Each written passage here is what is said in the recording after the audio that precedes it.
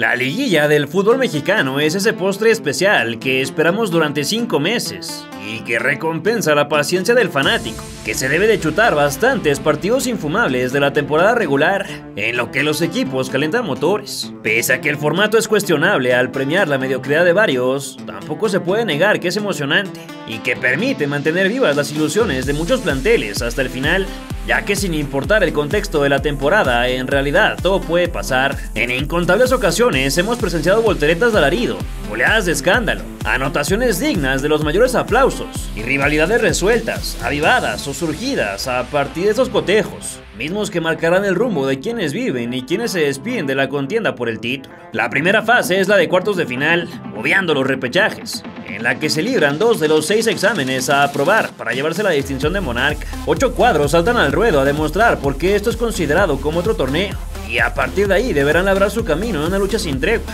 donde el espectáculo no suele decepcionar. Hoy te traigo 4 cuartos de final, mismos que se destacaron por el nivel mostrado, la emotividad y la lucha intensa que nos hizo enamorar una vez más de la mágica, poderosísima y muy bipolar Liga MX.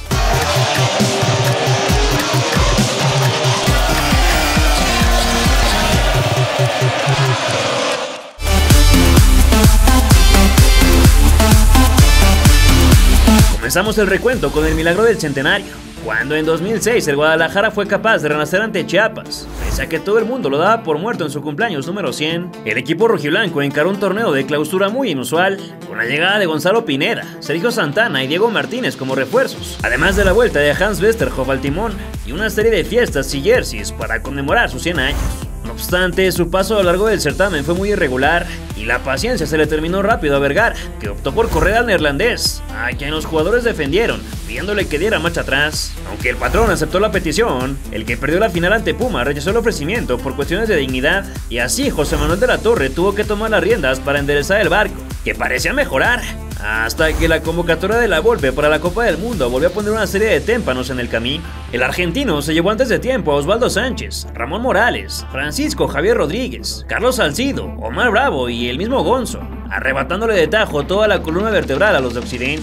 De mero rebote y debido a una combinación de resultados pudieron entrar a la fiesta grande, pero su reto sería de lo más complejo, ya que enfrente tendrán a Jaguares, un club relativamente nuevo que estaba determinado a dejar huella como diera lugar. La escuadra del sur firmó un gran semestre, donde cosechó 30 puntos tras 9 triunfos, 3 empates y 5 derrotas, lo que los dejó en segundo sitio por debajo de los Tuzos, mientras que el todavía 10 veces campeón de México fue séptimo con 7 unidades menos.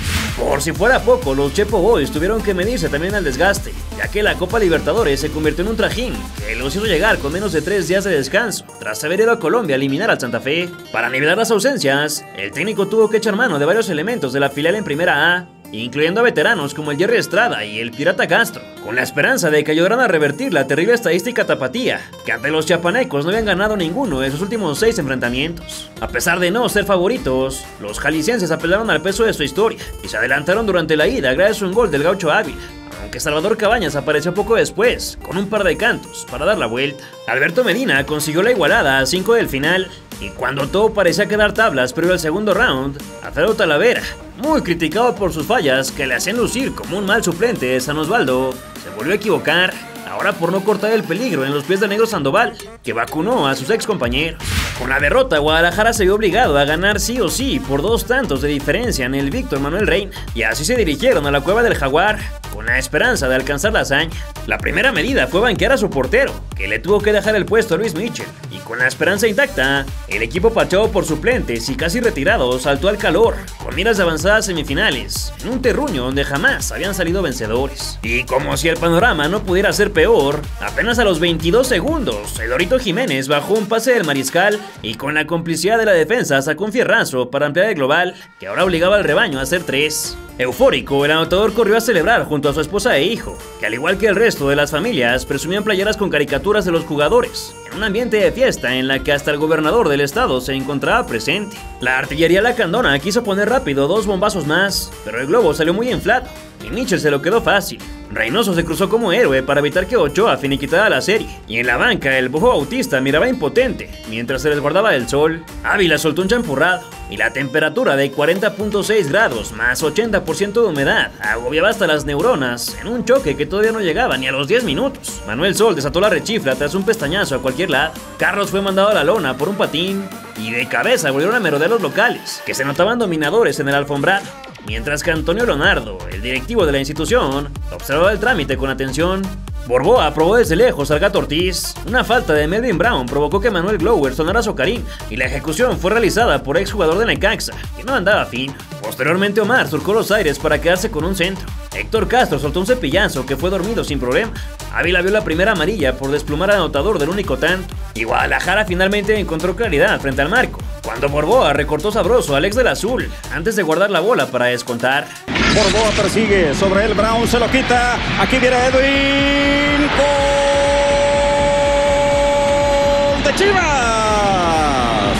Edwin Borboa, esto era lo que no quería Luis Fernando Tena, y los seguidores de las Chivas en la tribuna se levantan. Otra vez la situación está ahí latente para el Guadalajara. Por lo pronto Borboa pone el empate en este juego. Chivas regresó al partido, pero rápido fue Sandoval quien los distrajo al provocar una amarilla sobre Patlán, y una vez más el Lorito terminó dolorido, por lo que ahora sí requirió de las asistencias y del carrito de las desgracias. Chepo aplaudía para mantener despiertos a los suyos, y se molestó con Glower debido a que Isela le chocó a su pupilo en un salto, por lo que el referee mostró la preventiva para el infractor, que tardó en reincorporarse. Pasada la media hora, el rebaño sagrado demostró que sus intenciones de ganar iban en serio, ya que Edwin filtró para Diego Martínez, que entre las piernas del arquero definió el 1-2. Una vez más, Manolo le pegó de lágrima en su afán por hacer la tercera conversión, y Jiménez casi pone la equidad cuando le bajaron un balón que contuvo heroicamente Mitchell, que muy pronto se quedó otro bote. A Cabañas se le zafó la clavícula, por lo que se la tuvieron que reacomodar. El negro recibió una patadilla por detrás, y valiente salió Luis para ganarle la de cuero a Ochoa,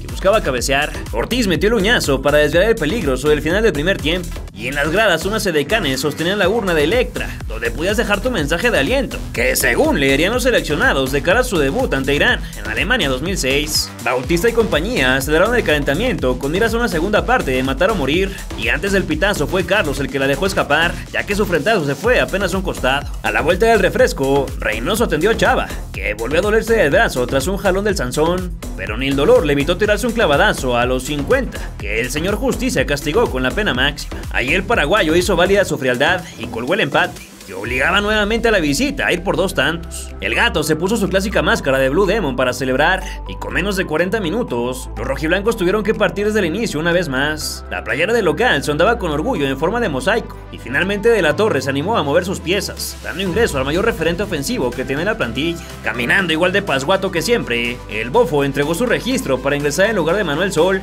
y en su palco de honor el gober ya lucía nervioso, sin saber lo que estaba por venir. Barbosa se tiró una chilena que no inquietó. Toño Leonardo se echó un cigarrito para calmar la ansiedad, y muy rápido bajaron al genio de Dolores, que empezó a inquietar. Ortiz volvió a meter los puños para contener el misil que le llegó tras la infracción. Bautista filtró un punterazo que viajó más fuerte de lo planificado. Un frentazo cayó directo a las palmas del golero, y el guaraní quiso definir con la derecha, una que debió cruzar con su otra pierna, mientras el cotejo entraba en el último tercio. Mitchell estuvo atento para leer una jugada que buscaba a Walter. Luego Adolfo se llenó de balón en el momento que tocó la puerta, y posteriormente Ochoa le dejó su lugar a Palmeros, mientras era apresurado por el de amarillo para abandonar el campo. Jiménez mentó varias madres de frustración cuando desperdició una franca que viajó a apenas 1 milímetro de la escuadra. Después el Diego se pintó de amarillo tras cortar un contragolpe, y ahora fue Cabañas quien voló una diagonal muy similar a la que erró su compañero, mientras que Magallón ingresó en lugar del pirata. Fue Jiménez quien casi desentierra el tesoro, pero lo único que movió fue la cara opuesta de las velas, tras patear sin mucho ángulo. Chavita atoró su chumbazo en la liana, el de azul se quedó fácil con una sandía, y los enmascarados aguantaban vara, con el sudor en sus caras, para proteger la identidad en la grada, donde cada vez se sentían más cerca de llegar a una semifinal, por primera vez en la historia. Los asistentes le copiaron su moda al Bofo para emplear las prendas como árabes, y otro cable se atoró en los guantes del cadenero local. A 10 del final, una caída del número 10 en zona prohibida fue sancionada con ir al punto sagrado. Heriberto Ramón Morales entró de cambio para alargar el cobro y poner nervioso al pelón, pero este ejecutó con confianza para poner al equipo tapatío a un solo tanto del pase. Sin embargo, su genialidad se vio opacada por el carácter pendenciero que algunas veces ostentaba, y cuando el reloj marcaba sus minutos más críticos, el que ingresó de cambio miró una absurda tarjeta roja por engancharse con Ismael Fuentes, a quien le recetó un manotazo en la espalda. Enardecido, Bautista se lanzó con todo sobre el árbitro y el rival para buscar quién le pagara la expulsión, lo que desató una bronca al encararse con el andino, y tras decirle de todo a Glower aprovechó para desahogarse con el cuarto árbitro, lo que soltó la sonrisita de uno de los comisarios, que lo escoltaron hasta el vestidor. Guadalajara se quedó con uno menos y solo 5 minutos para cascar la anotación que les faltaba, tan cercana y tan lejana a la vez, más por el cansancio de la dura aduana donde estaba. De la torre veía cómo se comenzaba a entrar el túnel, señal de que el final del cotejo estaba cerca. A Palmeros lo pintaron con la ocre por quemar segundos, y cuando el cartel indicó que se añadirían 180 segundos más, llegó la añorada opción que desató los gritos. Magallón bajó un balón desde la banda, alzó un ataque aéreo, y fue el otro Johnny, de apellido García, quien giró el cuello como pudo para lograr la cuarta diana, misma que dejaba fuera a los Jaguares. "No lo puedo creer", gritó Enrique Garay, narrador de fútbol americano y baloncesto, pero que le tuvo que entrar al quite del fútbol, pues los compañeros estelares ya estaban en Alemania. Otra vez Magallón, la va a meter al centro, busca una cabeza, al remate, ¡gol!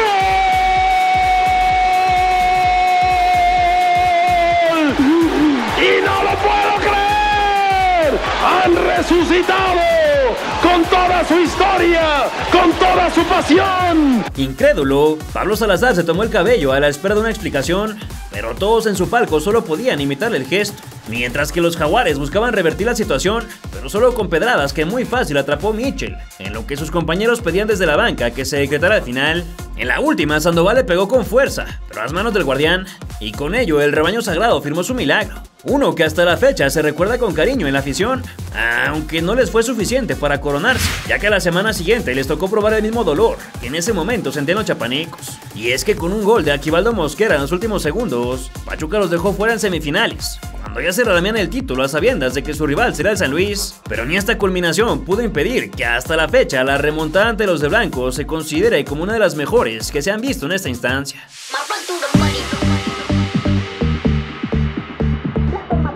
3 años más tarde tocó vivir otra memorable, la de Pumas, que sacó las papas del fuego en una liguilla que por primera vez en la historia no contó con alguno de los otros grandes. Los felinos se midieron ante Tecos, que sorprendieron al ser sublíderes del grupo 2, conocido como el de la muerte, ya que tenía Morelia, Cruz Azul, Chivas, América y precisamente la UNAM, que hizo 28 unidades. El tercer y sexto lugar se dieron las caras en una fiesta grande ensombrecida por culpa de la epidemia de influenza que azotó nuestro país y que obligó a que la gente se tuviera que alejar de los estadios. Pese a que en varios casos estaba permitida una ocupación de máximo 50% respecto al aforo total del estadio, las medidas estatales amagaron con que el duelo de ida, a celebrarse en el 3 de marzo, no contaría con asistencia en absoluto. Finalmente, la restricción se levantó, permitiendo un ingreso de la mitad del recinto, y con cubrebocas y gel antibacterial, los presentes pudieron atestiguar el partido 700 en la carrera de Ricardo Ferretti, que se convirtió apenas en el cuarto técnico capaz de hacerlo en nuestro país, por detrás de Nacho Treyes, Alberto Guerra y la Tota Carvajal. Con un equipo incompleto debido a la falta de Leandro y Juan Carlos Cacho, los chilangos cayeron 2-0 ante su rival, que pegó gracias a Carlos Adrián Morales y el Pony Ruiz. Pero esto no fue todo, ya que también perdieron a su defensa central, Darío Verón, que tras una inconformidad presentada a la disciplinaria, fue suspendido por golpear al ruso Samogil.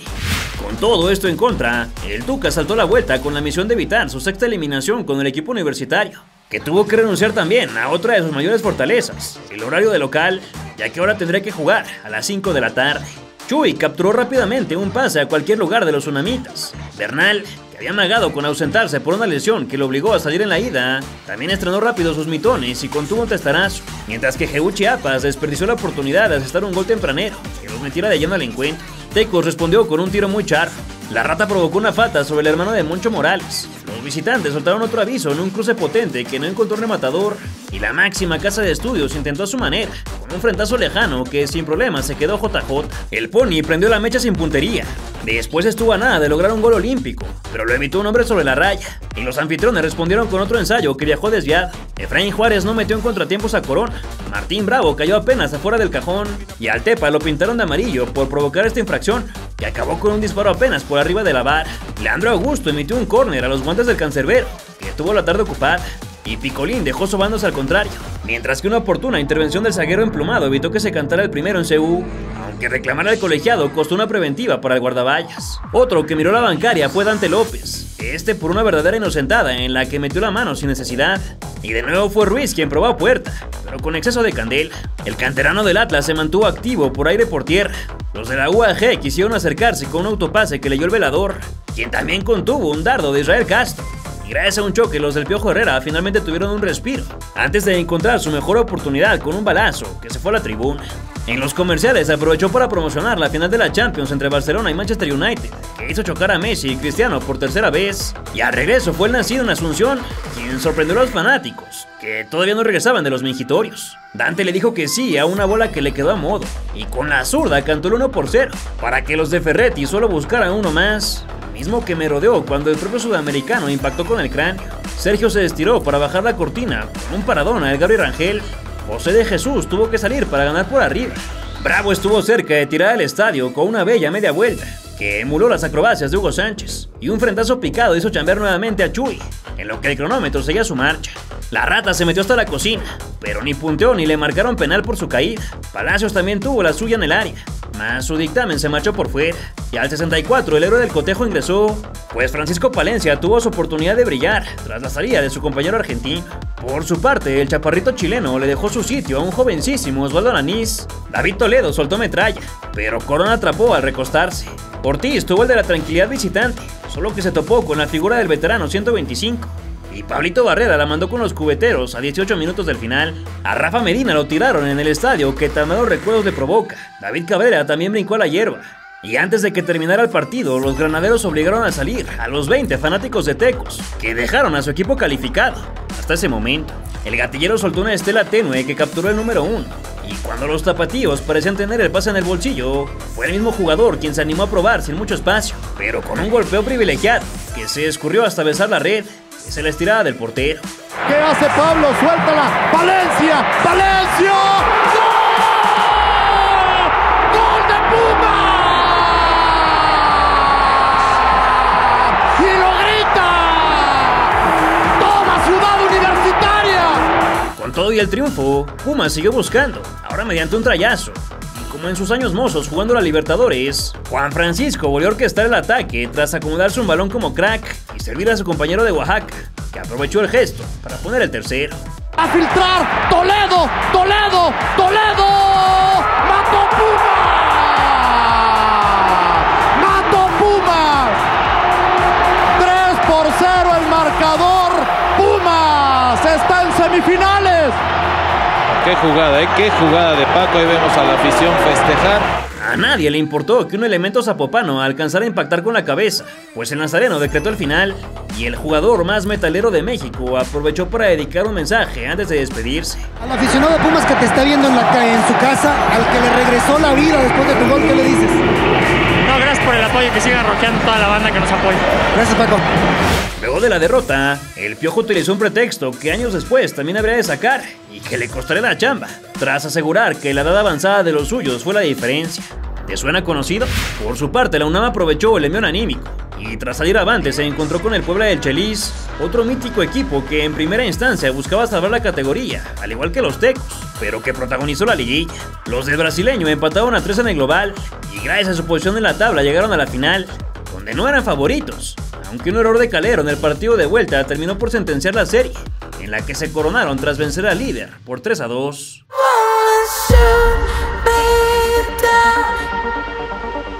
Una revancha directa fue la que se vivió en el Apertura 2010, cuando Monterrey y Pachuca se enfrentaron, luego de que 6 meses antes los Tuzos dejaran en la misma instancia eliminados a los Regios, víctimas de la maldición del superlíder. Esta vez la pandilla quedó en segundo sitio, 7 puntos por encima de los hidalguenses, que envalentonados por lo que pasó en el torneo anterior, salieron sin tapujos en el Huracán, consiguiendo un 1-1 lleno de incidencias para su oponente. Y es que los blanquiazules tuvieron que arreglárselas, primero para llegar a la Bella Airosa, ya que por increíble que parezca se perdieron y se quedaron sin hotel, por lo que tuvieron que hospedarse nada más y nada menos que en Ecatepec, y también para tapar los agujeros de la fecha FIFA, pues Humberto Suazo y Walter Ayoví fueron convocados con sus selecciones. Luego de igualar con los empujes de José Basanta y Franco Arizala, fue necesario resolver todo en el capítulo 2, donde el TEC esperaba abarrotado para tratar de alcanzar las semifinales. Al inicio del juego, los elementos del Cerro de la Silla saltaron al campo acompañados de sus hijos, y hasta Vucetich aprovechó para tomarse la foto del recuerdo, mientras que Armando Archundia se preparaba para arbitrar. El Cóndor se mostró bromista en el volado, y celebró cuando ganó su derecho a elegir cancha. De Nigris le rezó a su hermano Toño, fallecido años atrás a causa de un infarto, y finalmente rodó el balón, que muy pronto amenazó con perforar una malla tras el zapatazo del Chupete. El Spider se quedó con una falla aberrante de Sevitanich. Damián Manso cobró el peor córner que se haya visto en la historia de este bendito deporte. Y Aldo se unió al festival de llameritos cuando le dio de aire hacia las vallas publicitarias. Mary Cardoso también desperdició ante Calero, pero se salvó del oso gracias a que le marcaron fuera de lugar. Y Jonathan regaló un verdadero atajadón al extender todo su brazo para evitar la caída de su marco. Finalmente tuvo que aparecer el mejor para poner claridad en la cancha. El ex Colo-Colo se acomodó en el rectángulo con su exceso de calidad y cruzó un tubazo para abrir las cuentas al minuto 18. Cambia el perfil, balón atrás, Suazo, Suazo, Suazo, ¡golazo! ¡Golazo! ¡Gol!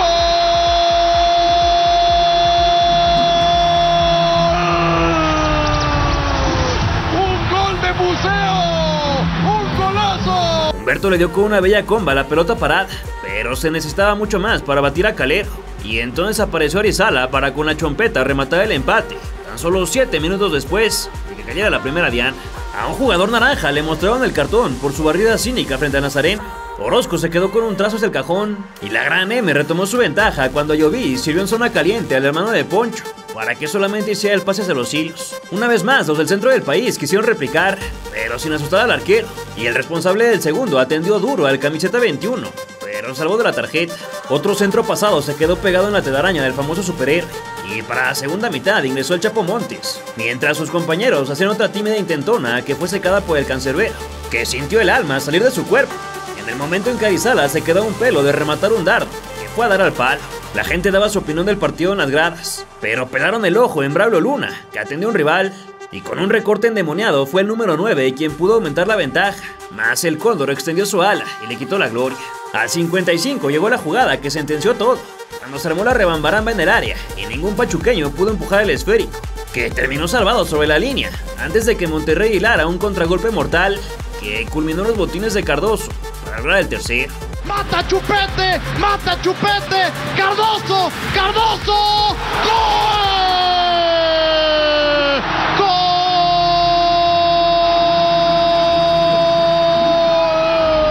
¡Había tenido 3! Los de Pablo Marini se quedaron a 3 tantos de la remontada, con poco más de media hora para buscarlos, y se lanzaron al abordaje, provocando la amarilla para Duilo Davino. Hércules con Z Gómez entró por el Pájaro Benítez, a Damián lo volvieron a bajar, un taconazo a Arizala terminó en los guantes, y aunque los hidalguenses armaron un jugadón, todo se murió por culpa de una falta sobre el cadenero. Quien atestó el tercer festejo salió de cambio por Osvaldito, mientras que Brambila ingresó en lugar de Manso, y desde muy lejos la visita le hizo un cráter a la luna, en lo que la gente recordaba al fallecido Tan, cuyo carnal también abandonó el campo para dejar su sitio a Santana. Chupete casi le gana el duelo de pelones a Calero, pero el capitán le puso tijeras al peligro. Una nueva falta sirvió para quitar tiempo en lo que Buse miraba su reloj, y el andino se trepó el camión antes de disparar desviado en una de sus últimas jugadas, ya que le dejó su sitio a Abraham Carreño. Paul desató los abucheos tras pegarle de lágrima a la número 5. La pandilla buscó sorprender desde atrás de media cancha, y ahora fue el de zapatos amarillos quien se empleó para ganar su acercamiento al rival, que lucía casi muerto. Una cobertura de Davino evitó el descuento, y después el recién ingresado se privó de marcar, pese a que le pusieron un penal de movimiento. Luis Montes le reventó la cabeza a su contrario con un trayazo, y entrados en los últimos 10, el equipo de los Pastes tocó el timbre con un testarazo, en lo que una aficionada les echó la sal, al asegurar que incluso las semifinales las tenían completamente resueltas. Pues mira, ya el último partido jugando aquí los Rayados en casa, pues seguramente vamos a ganar, tenemos todo el partido ganado. Sus palabras fueron de mala suerte, ya que el de Morado no pudo hacer nada cuando Franco obtuvo su doblete, tras decirle que sí a un córner a 6 minutos del final, que dejó a los visitantes obligados a marcar 2 más. La emoción provocó que el huésped se pasara de rosca con un servicio que paró en el cerro, y un foul volvió a poner las alertas, pero para fortuna norteña apenas alcanzó a pulir el latón. A 2 del cierre, el estómago se le fue hasta el cielo al Rey Midas, ya que sus pupilos no fueron capaces de contener a la ofensiva, y nuevamente Arizala bailó con los cuadros, consiguiendo su cuarta danza en la eliminatoria, el 100% de lo cosechado por su club. Uno más era necesario para darle el pase a los de la familia Martínez, y Calero tuvo que subir para ayudar a encontrarlo, pero lo único que regaló fue una bella postal con una chilena, fue resuelta por su colega de posición, para luego con un balonazo provocar la tarjeta hacia el compadre del Gullit. El nerviosismo se comió a los hinchas, más cuando otra vez fue el cafetero quien rondó la zona promisoria y un niño no quiso ni ver los segundos finales, esperando lo peor, que para su buena suerte no llegó, se quedó muy cerca.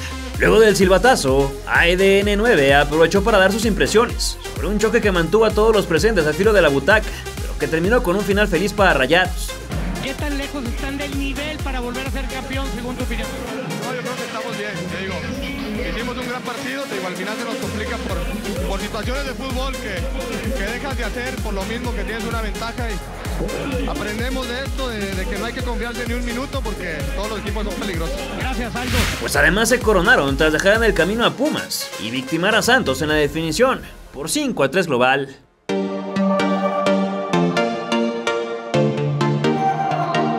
La última afrenta traerá recuerdos agridulces para los fanáticos de Cruz Azul, que vivieron uno de sus torneos más trágicos en el Clausura 2013. La máquina, que venía de conquistar la Copa MX tras vencer al Atlante en penales, soñaba con lograr el doblete y reconfirmó las expectativas tras golear 5-1 a Monterrey en el cierre de la campaña, lo que llegaron como el equipo más embalado a lo largo del tramo final. Tras haber roto su sequía de campeonatos oficiales, los celestes ligaron 5 triunfos en fila, suficientes para llegar a 29 puntos, que los situaron en quinto lugar.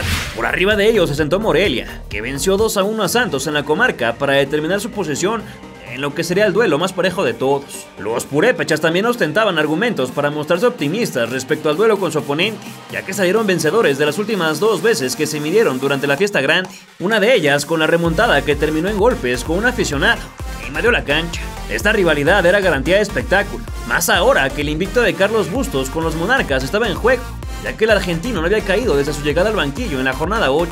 50 integrantes de la porra purépecha hicieron el viaje desde Michoacán hasta la CDMX, salvándose de una tragedia, pues en la autopista México-Toluca, a la altura de la zona conocida como Tres Topes, su camión se quedó sin frenos y el chofer tuvo que maniobrar hasta que chocaron contra la barda de un terreno en Álvaro Obregón. Aunque afortunadamente no hubo lesionados, el percance evitó que pudieran llegar al partido, en el que Mariano Pavone recibió la primera falta, segundos antes de que Héctor Mancilla le ganara su marca para hacer un gol de vestidor a favor de los que hoy están en la expansión. Tras verse muy pronto abajo en el marcador, Jerry Flores desquitó su frustración con un puntapié y las botargas para promocionar el reciclaje se dedicaron a bailar, una campaña que estuvo presente con insistencia durante el juego, incluyendo el balón que tuvo un diseño especial y conmemorativo bajo la leyenda de Limpiemos Nuestro México. Vilar salió perfecto para resguardar su zona. Joao Rojas se perdió la oportunidad de empalmar un bombón donde lo dejaron solo, pero se salvó del ridículo al estar adelantado. A Pereira le reventaron la humanidad con un balonazo a zonas blandas, y Corona evitó que Mancigó le repitiera la dosis tras aguantar perfecto el remate del chileno. Como los visitantes estaban paseando a su oponente, Wikidios decidió darles un respiro tras provocar infracción, y hasta en las gradas había asistentes con textos sobre la importancia de reciclar, aunque lo único que se fue a la basura fue la ventaja moreliana, cuando el argentino se mantuvo en forma para guardar el 1-1. En una calca, Pavone pudo hacer el de la voltereta, pero terminó en el piso, y por reclamar se ganó la de color ámbar, al igual que su compatriota, con quien se enganchó en la discusión. El Chaco metió un centro para su delantero, que con moñito verde y toda la cosa desperdició su nueva oportunidad, y el papá de Santi probó nuevamente por la misma vía, pero esta vez Federico fue quien impuso su ley para prolongar la equidad. Entre dos tumbaron a un michoacano que se escapaba, y con todo y accidente hubo seguidores que lograron alentar a su institución tras situarse en la cabecera visitante. Cristian Valdés volvió a hacer que se nombrara a Corona, quien llevaba un largo rato desaparecido. Después el dorsal 20 recibió un empujón que Jiménez ejecutó para estrellar en la barrera, y el baile entre la hormiga, el bote, la banana y el balón se mantenía con todo, en lo que Flores mandaba un centro muy cerrado que contuvo el ex atlantista. Una vez más fue el capitán quien tuvo que salir a recoger la paquetería, y Joao se molestó por un manotazo de barrera antes de los comerciales, que siguieron dando datos sobre la importancia de separar nuestros desechos. Alejandro Castro se ganó una preventiva por enredarse con su rival, al que le tiró una patadita sin balón de por medio, y el blooper del torneo se dio entre Pavone y Teófilo, que no se hablaron y al querer empujar ambos la pelota, terminaron fallando estrepitosamente. Para alegría de la porra, el cafetero se pudo disculpar tras clavar rápido el segundo e ir a bailar, y Pereira tuvo que detener a Mancilla cuando se encaminaba a buscar el empate, que casi llega mediante un pistonazo que tuvo José de Jesús. El artillero sudamericano fue bajado por el recodo, y un error de Salinas, que celebraba su cumpleaños, dejó solito y su zurda al Chaco para desatar la cumbia villera tras hacer realidad el number 3. Chaco, Super Chaco Jiménez marca la pelota después de que el del cumpleaños Salinas, Capi Verde, de Jiménez. Es cierto que hay un regalo grosero de Salinas. Jefferson Montero salió por Santana, que hay que mencionar que estuvo en 3 de los 4 partidos narrados durante este video, y el ídolo de los potros tuvo que volar para asegurarse de que no le sorprendieran con la resortera. Mancilla tocó la puerta con violencia, mas Corona se mantuvo firme para contener, y la escuadra se cimbró cuando Cristian tiró la bazuca, que reventó toda la carpintería. El agobio celeste era más que obvio.